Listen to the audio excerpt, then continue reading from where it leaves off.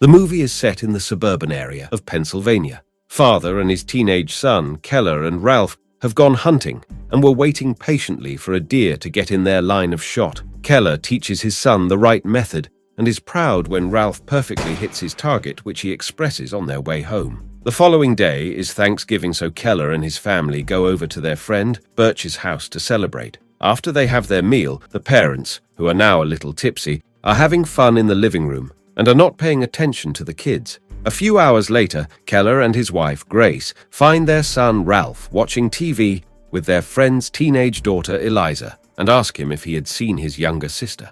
Neither of the kids has seen their siblings, and they go out to help their parents find them. After looking around in the vicinity, Keller runs back home to look for Anna and Joy, but can't find them there either. When he returns and tells them that he could find the girls, Ralph mentions seeing a strange RV parked on the street where the girls had been playing earlier.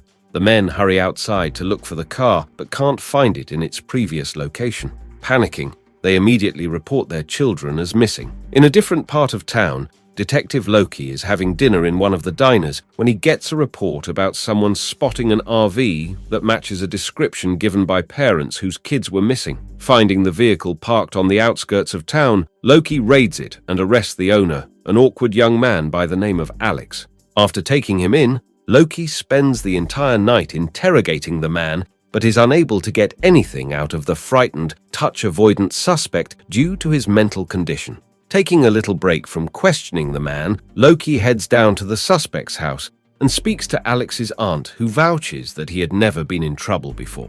After the forensic team informs Loki that they couldn't find anything of the children in the RV, he is forced to do a thorough check on the family, including making them take a polygraph test. The detective asks Grace if she had any reason to believe the children had run away, but she adamantly tells him that they were happy. Keller joins the conversation and explains to the detective that his son had seen the suspect just watching the children from inside the RV, but Loki informs the couple that he couldn't find any physical evidence inside the vehicle. He continues to explain that Alex has the IQ of a 10-year-old and wouldn't be able to execute a kidnapping. Keller has a hard time believing the suspect is innocent, convinced that he must be pretending. Loki leaves Keller's residence and begins chasing after leads by questioning sex offenders who live in the crime scene's vicinity. After questioning a few people, he finally arrives at Pastor Partik's house and knocks at the door but doesn't get a response. When he looks inside the window, he sees a man on the floor and is forced to break down the door. Once he's inside, he realizes the priest isn't in any danger but has just passed out from consuming too much liquor. Looking around, Loki finds a secret door that leads to a basement, and there he finds a dead body. Waking up the priest, he confronts him, finding out that Patrick had murdered the man after finding out that he had killed 16 children. Wait, hold on. Do you like the recap so far? Hit that subscribe button to unlock more awesome videos from us.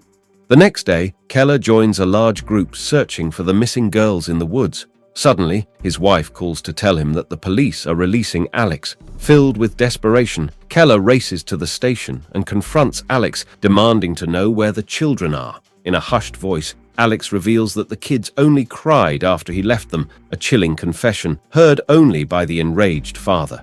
Before he could do any damage, Keller is restrained by the police in the parking lot and dragged off of the young man. Understanding his situation, the chief of police lets Keller go with only a warning.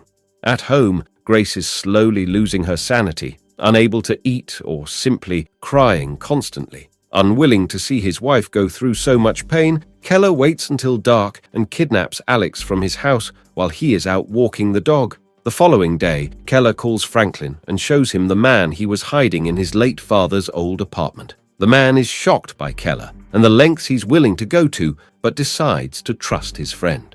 Doing some research, Loki finds a missing persons report from decades ago and looks into it by speaking to the mother, who assures him that it was the same person that took the little girls. Keller begins to torture Alex in hopes of breaking him and getting his daughter's location, but the young man seems resilient, unwilling to let anything out. That night, a traumatized Franklin goes home and finds his family, along with everyone in the community, holding a vigil for his lost girls. Loki attends the ceremony and sees someone he feels is suspicious, even more so when the man runs away. Loki loses the stranger, but manages to eclipse enough of his face to have a sketch artist draw him up and post it all over the news. When Franklin goes home the following day after watching Keller beat the young man severely, he's unable to keep it a secret anymore and comes clean to his wife. Nancy and Franklin head over to Keller's house and she demands to see the suspect. When Keller takes her over to his father's old apartment where he keeps Alex, she is shocked by the state he's in, his face bruised and swollen beyond recognition. In hopes of appealing to his empathetic side, Nancy unties Alex and tries to reason with him, but opts to attack her instead, trying to escape through the window, but the men manage to restrain him. The following day, Keller spends hours constructing a chamber uniquely designed to torture Alex. Calling his friends, he shows them the contraption and tells them that he is sure that he'll be able to get the man talking in no time. It had been days since Alex had gone missing, and Detective Loki began to get suspicious that Keller might have taken him. One morning, he follows the distraught father, who catches on and pretends to go to the liquor store. Loki questions the man about the whereabouts of the suspect, but Keller manages to lie convincingly, telling the detective that he had no idea. Loki urges Keller to be strong for his family, but the angry father is too emotional to listen, and he starts yelling at the cop to do his job. The next morning, Keller goes back to where he was keeping Alex, but is surprised when he sees Loki approach the house. Pretending like he had passed out drinking from the night before, Keller lays down on the floor and lets Loki think he had woken him up. The detective asks for a tour of the house, but gets a call about the escaped suspect from the waiter at his common diner. Loki manages to track down the man from the plates of the car he was driving and goes to speak to him. After restraining him when he tries to escape, Loki goes through the man's house and finds multiple crates full of bloody children's clothes and snakes. After questioning the suspect and getting a confession, Loki calls in the parents of the lost children and has them identify some of the clothing that had been found in the house. The families can identify some of them and are told that the man has confessed to murdering their children.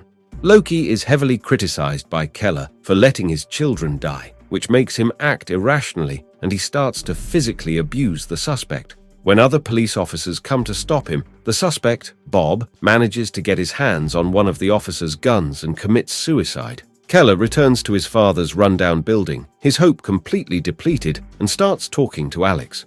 The kidnapped young man whispers that Keller would be able to find the children in the maze, but he is unable to explain further. Trying to decipher the meaning, Keller goes to Alex's aunt, Holly's house. After being invited inside the house, Holly tells Keller a bit about her nephew, explaining that he didn't talk after his accident with snakes when he was a child. While they're conversing, Keller notices the newspaper and the story about the man who committed suicide in a police precinct.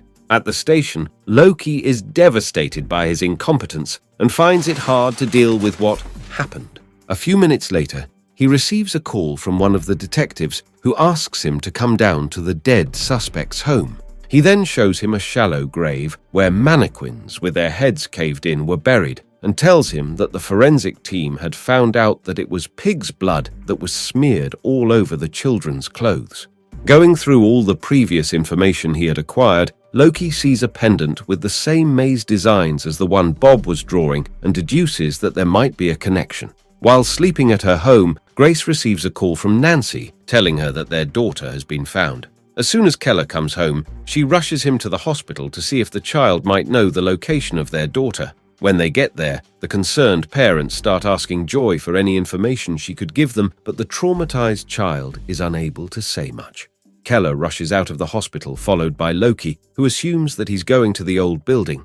When the detective reaches the abandoned house, he starts to hear screams of pain and is forced to break the door down. Keller goes to Holly's house after remembering and associating the information Joy had given them. When he gets there and confronts the woman, Holly holds him hostage with a gun and then orders him to drink something with a sedative. Taking him out, she makes him go inside an old car, telling him that taking children was the way they waged a war on God, turning people into demons like him.